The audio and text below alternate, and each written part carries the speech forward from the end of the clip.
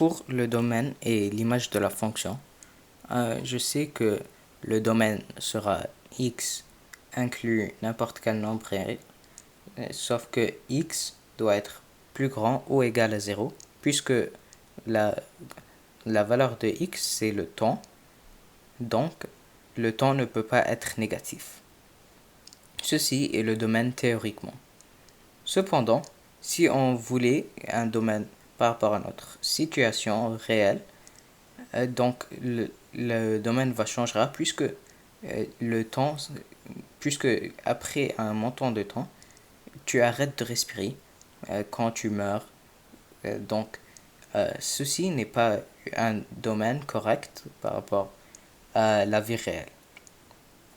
Donc, ce que j'ai fait pour trouver le domaine d'un cas réel, c'est j'ai pris la moyenne de la vie moyenne d'une personne au Canada et puis je l'ai converti en secondes et j'ai dit que x doit être aussi plus petit ou égal à ceci. Donc, même ce domaine peut être changé puisque j'estime la vie d'une personne. Cependant, la vie d'une personne varie de chaque personne, donc même ceci n'est pas exact. Maintenant, pour l'image, j'ai dit que l'image sera y inclut n'importe quel nombre réel, sauf que y doit être plus grand ou égal au point minimal et plus petit ou égal au point maximal.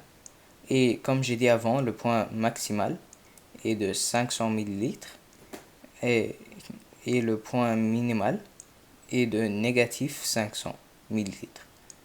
Donc l'image sera y inclus n'importe quel réel, autant que y est plus grand ou égal à négatif 500 et plus petit ou égal à 500. Maintenant, j'ai créé deux graphiques, un qui représente, donc le premier, celui rouge, représente la respiration pendant 1 minute. Donc on commence d'ici, 0. Et puis à 360 on arrête, ceci est 1 minute. Maintenant, ceci représente la respiration pendant seulement 5 secondes. Donc ceci est seulement 5 secondes et non pas 1 minute comme celui-ci. Donc ce graphique-là représente du point ceci jusqu'à ce point-là. Maintenant, pour ma fonction sinusoïdale, je voulais savoir si je pourrais la convertir en cos x théoriquement et en vie réelle et pourquoi, et s'il y avait des changements aux variables et au domaine et l'image. Donc, cette fonction peut être théoriquement sous la forme cos x, donc elle deviendra 500 cos x 12 x moins 7,5 degrés. Ceci, je l'ai trouvé à l'aide de mon graphique précédent que celui-ci. Cependant, quand je veux une formule pour la vie réelle, j'ai constaté que c'est impossible puisque tu commences après 1,25 secondes et ceci n'est pas possible puisque tu considères 1,25 secondes comme si c'était rien. Donc par exemple, pour mieux expliquer avec un graphique, ceci est un graphique de 500 cos 12x sans le déphasage. Donc ici, ce graphique, je m'excuse.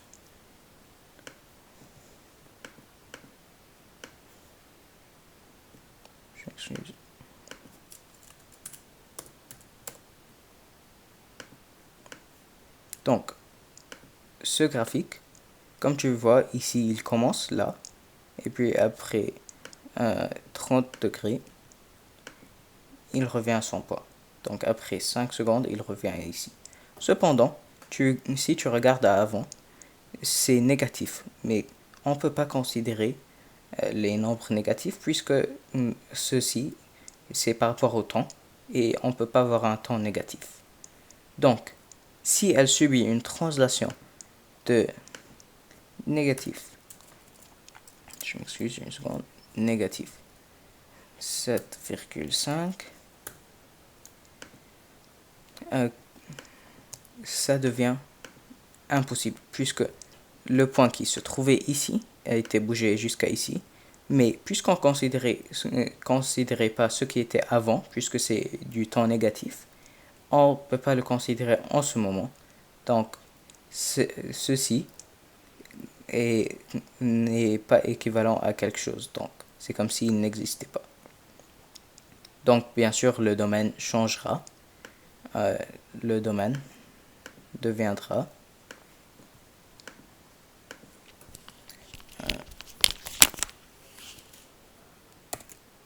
x, je m'excuse, négatif, non,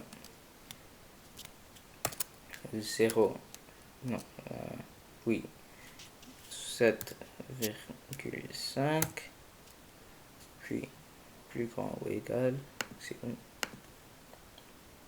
grand ou égal à x.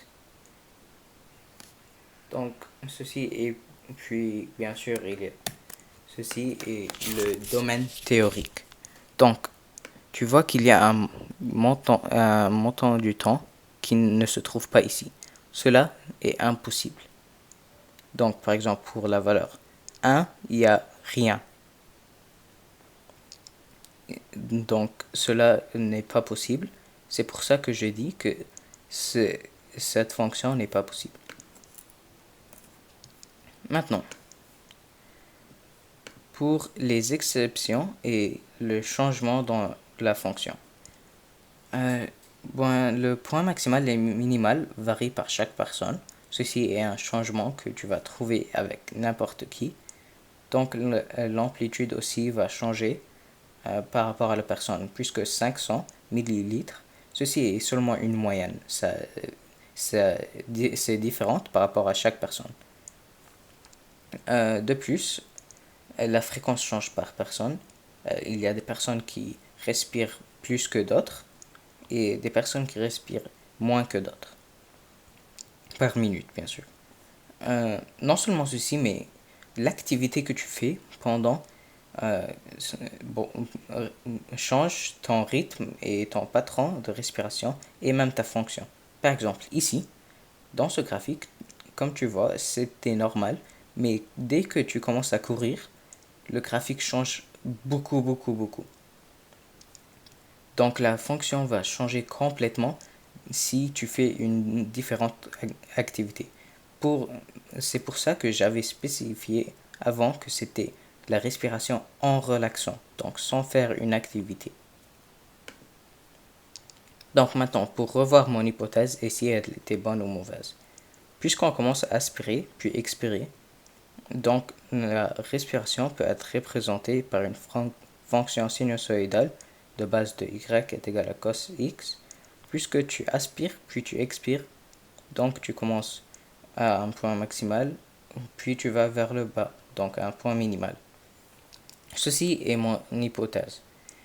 Après tout ce que j'ai vu, je peux dire qu'elle est mauvaise, puisqu'on ne commence pas du point maximal, on commence par, dans les coordonnées, 0,0. Donc sur la ligne du milieu, sur l'axe principal. De plus, quand j'avais écrit mon hypothèse, j'ai pas pris en compte que on va revenir vers le haut. J'ai dit qu'un cycle se termine après aller du haut vers le bas. Je n'ai pas pris, ceci n'est pas un patron de cos non plus.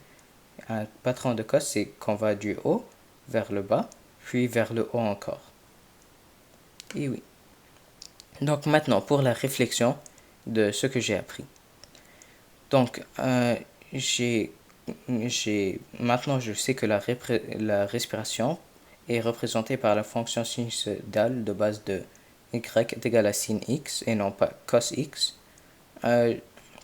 Ceci m'a aidé à comprendre la logique derrière si c'est sin ou cos et comment est-ce que ça varie par rapport à la vie réelle. Euh, Puisque avant je me demandais pourquoi il y avait sin et cos si cos est égal à sin mais avec une translation horizontale. Maintenant je comprends que des fonctions peuvent seulement être représentées par sin et d'autres seulement par cos. Et maintenant, je comprends maintenant aussi que la fonction peut changer gravement par rapport à l'énoncé. Donc, comme j'ai expliqué avant, si je respire, si je cours, cela va changer complètement. Et maintenant, comment est-ce que ce que j'ai découvert et ce projet m'a affecté?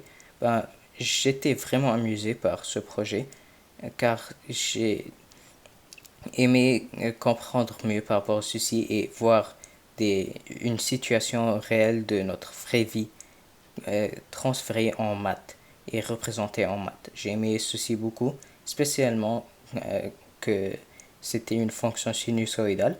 Donc, je vais probablement rechercher d'autres scénarios de ma vie de toujours, donc ma vie quotidienne, et je vais peut-être faire des recherches semblables à ce que j'ai fait pour voir leurs fonctions. Merci.